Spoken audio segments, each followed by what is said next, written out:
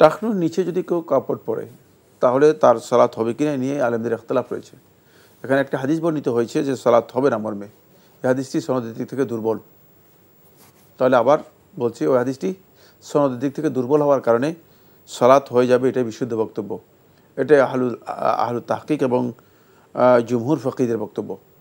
সালাত তার হয়ে যাবে, কিন্তু টাকনুর নিচে কাপড় পরা হারাম এবং কবিরা গুনাহ। অবশ্যই মুতালাব্বিস বিল কাবায়ের, যে ব্যক্তি কবিরা গুনাহের মধ্যে সম্পৃক্ত আছে, তার ইবাদত আল্লাহ তার কাছে গ্রহণযোগ্য হবে কিনা এ নিয়েও আলেমদের ইখতিলাফ রয়েছে। মানে আপনি আগে যে মাসালাটা যেভাবে তৈরি করেছেন, এটাও পরে ঠিক এভাবে তৈরি করেছেন, তৈরি করে কোনো মাসালা চলে না। খেয়াল রাখতে হবে যে আপনি বলেছেন যে যেই ম্যাক্সিম বা যে মূলনীতির উপর আপনি এই বক্তব্যটি দিয়েছেন সেটা হলো কোনো ব্যক্তি খুন হলে সে নিষ্পাপ হয়ে যায়। এ বক্তব্যই ডাহা মিথ্যা। এ বক্তব্যের কোনো ভিত্তি নেই। অমুসলিম ব্যক্তি কাফির যদি কুফরের উপর তার মৃত্যু হয়, সে চিরস্থায়ী জাহান্নামী। তাকে হত্যা করা হলে চিরস্থায়ী জাহান্নামী, যদি কুফরের উপর কুফরের উপর মৃত্যু হলে। সুতরাং প্রশ্নই আসে না, আপনি যেই মূলনীতি তৈরি করে যে মূলনীতির উপর এই কথা বক্তব্য দিয়েছেন, এই বক্তব্যটাই মূলনীতির উপরেই সঠিক নয়। হ্যাঁ, এখন অমুসলিমকে যে ব্যক্তি হত্যা করেছে সে অপরাধী, কোনো সন্দেহ নেই। সে অপরাধের জন্য, হত্যার জন্য যে অপরাধ শাস্তি আছে, সেই শাস্তি অবশ্যই সে দুনিয়া এবং আখিরাতে দুখানেই পাবে। অমুসলিমকে হত্যা করার অপরাধে যে শাস্তি, সে শাস্তি দুনিয়া এবং আখিরাতে সে পাবে, যেহেতু মুসলিমকে হত্যা করা হারাম। এই হারাম কাজ করার কারণে আল্লাহ রাব্বুল আলামিন তাকে অবশ্যই এর জন্য শাস্তি দেবেন। শাস্তি সে পাবে, দুনিয়াতেও এর জন্য শাস্তি পাবে, আখিরাতেও এর জন্য শাস্তি পাবে।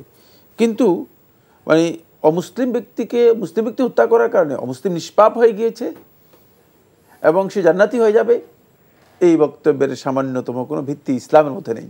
জি, খুব স্পষ্টভাবে আমরা বিষয়টি সম্পর্কে জানলাম। প্রিয় দর্শক, নতুন প্রশ্নে যাচ্ছি। আসসালামু আলাইকুম, পরিচয় দিয়ে প্রশ্ন করুন। আমি মামুন বলছি নওগাঁ থেকে। জি, আমি প্রশ্ন করবো। এক নম্বর হলো যে পুরুষ ব্যক্তিরা জামাতে নামাজ আদায় করার সময়ে মুসল্লি বা মুক্তাদিরা যদি ইমামের পূর্বে সবকিছু দোয়া, দরুদ, তাশাহুদ এগুলো যদি কমপ্লিট করতে না পারে, তাহলে কি মুসল্লিদের নামাজ হবে কিনা, বা না করলে কোনো গুনাহ হবে কিনা? যেমন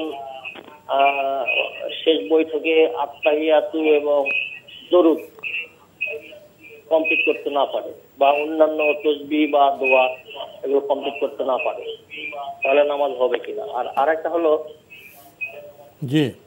হলো যে পুরুষ ব্যক্তিরা টাকনুর নিচে পায়জামা বা প্যান্ট পরে নামাজ আদায় করলে নামাজ হবে কিনা, বা এটা কবিরা গুনাহ হবে কিনা? ধন্যবাদ আপনাকে। আপনি দুটি গুরুত্বপূর্ণ প্রশ্ন করেছেন। উনি বলছেন জামাতে নামাজ পড়ছেন মুসল্লি, কিন্তু উনি অনেক কিছু জানেন না, তাসবিহ জানেন না, তাশাহুদ জানেন না, তো এভাবে কি নামাজ হবে? আর এভাবে নামাজ পড়লে কি গুনাহ হবে? তিনি কি মানে আমি কিন্তু উল্টো মানে প্রশ্নটা শুনছি যে তিনি ইমামের পেছনে শেষ করতে পারেন না, নামাজ জানেন না। আমি আসলে কথা তো স্পষ্ট আসেনি। জি, আমি শুধু তাশাহুদ পারেন না, আমি শুনছি তাশাহুদ দরুদ যেগুলো আছে এগুলো শেষ করতে পারেন না ইমামের পেছনে, শেষ করতে পারেন। হ্যাঁ, যদি এমনটা হয় থাকে যে ইমামের পেছনে তিনি পড়েন, তাহলে আমরা দুইটা কথাই উত্তর ক্লিয়ার করে দিচ্ছি। প্রথম কথা হচ্ছে, যদি ইমামের পেছনে কেউ সালাত আদায় করেন আর তিনি ইমামের সাথে যেহেতু পড়তেছেন, সেক্ষেত্রে হয়তো ইমাম খুব দ্রুত পড়েন, খুব সুইফট, আর যিনি মুসল্লি তিনি হয়তো মুখস্থ কম হওয়ার কারণে ধীরে ধীরে আস্তে আস্তে পড়েন। যদি এমন হয় থাকে, যদি তিনি দরুদ, দোয়া মাসুরা, তারপরে তাশাহুদ সবটা শেষ করতে না পারেন, তিনি ইমামকে অনুসরণ করে সালাম ফিরিয়ে দিবেন এবং তার সালাত হয়ে যাবে, তার সালাত হয়ে যাবে। সুতরাং তাহলে আমরা এটা বুঝতে পারলাম তার সালাত কী হয়ে যাবে। আরেকটি মাসালা যেটা, সেটা হচ্ছে যদি তিনি মানে দরুদ, তাশাহুদ এগুলো না জানেন, দরুদ, তাশাহুদ এগুলো যদি তিনি না জানেন, তাহলে তিনি শুধুমাত্র সুবহানাল্লাহ, আলহামদুলিল্লাহ, আল্লাহু আকবার, লা ইলাহা ইল্লাল্লাহ যে সমস্ত তাসবিহগুলো আছে এই তাসবিহগুলো পড়বেন এবং তার সালাত হয়ে যাবে, তার সালাত হয়ে যাবে। কিন্তু অবশ্যই তিনি চেষ্টা করবেন এগুলো শেখার জন্য। এগুলো তো এমন কঠিন বিষয় নয় যে সহজ বিষয়। এগুলো শেখার জন্য অনেক কষ্ট করতে হবে। খুবই সহজ বিষয়, খুবই সাধারণ বিষয়। একটু চেষ্টা করলেই তিনি শেখার জন্য চেষ্টা পারবেন এবং শিখলে তার জন্য উত্তম হবে। কারণ সলাত মৌলিক ইবাদত।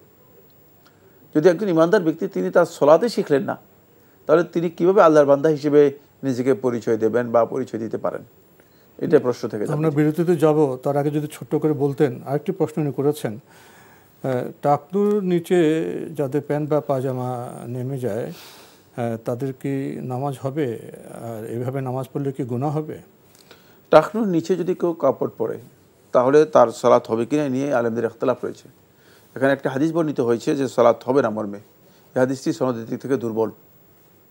তাহলে আবার বলছি, ওই হাদিসটি সনদের দিক থেকে দুর্বল হওয়ার কারণে সালাত হয়ে যাবে, এটাই বিশুদ্ধ বক্তব্য। এটাই আহলু তাহকিক এবং জুমহুর ফকিদের বক্তব্য। সালাত তার হয়ে যাবে, কিন্তু টাকনুর নিচে কাপড় পরা হারাম এবং কবিরা গুনাহ।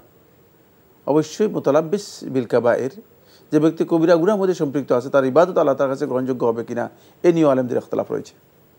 যদি কবিরা গুনাহ হয় তাকে টাকনুর নিচে যদি কাপড় পরতেছেন এবং তিনি যদি সেটি পরে থাকেন, তাহলে তার সালাত হয়ে গেলেও তিনি কবিরা গুনাহ হওয়ার কারণে গুনাহগার হবেন এবং তিনি অবশ্যই তার এই কাজটি হারাম হবে, কোনো সন্দেহ নেই।